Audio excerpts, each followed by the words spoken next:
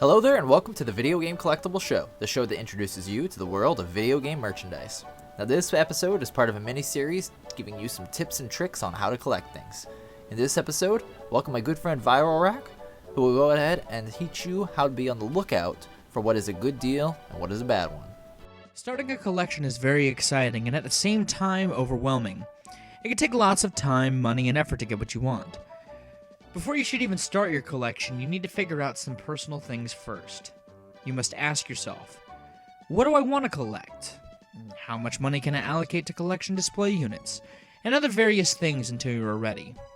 Now the good thing is, it is your money and your collection. You can change what you collect at a moment's notice, you can cut back on what you spend, you are in control and no one else.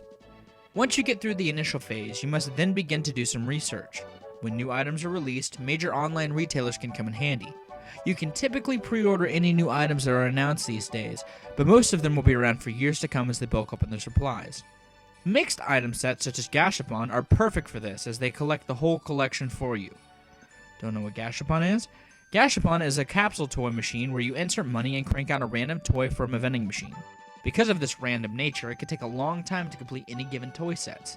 Thanks to these online shops having bulk supply of them, they can open the capsules and gather a full set for you at a very good price.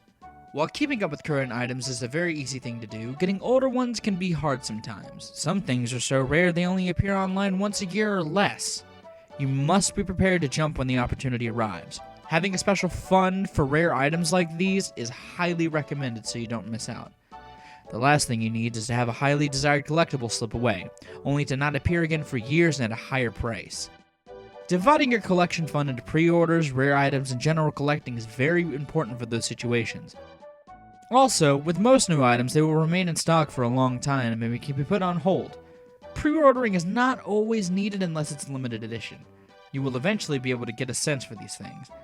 One example is with Zelda.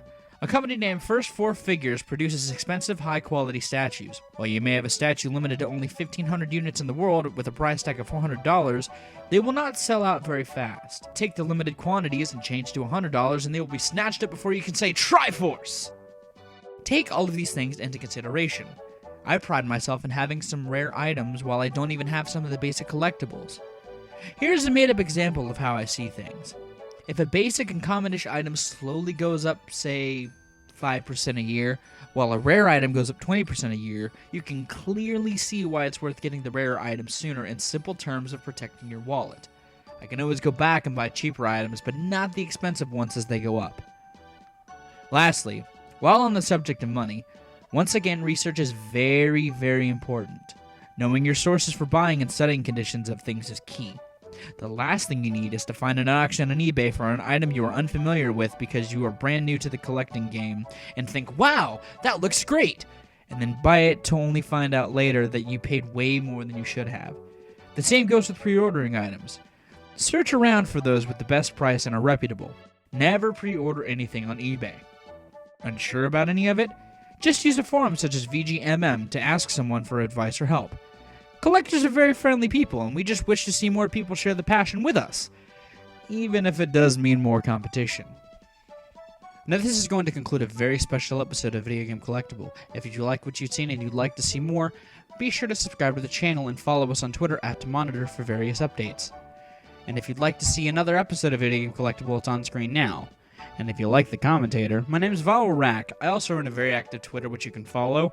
And I also run a channel on YouTube, Viral Rack, where I sometimes do things when I'm not being crippled with life. And if you'd like to see part 1 of my Dead Rising Let's Play, it is linked on screen now.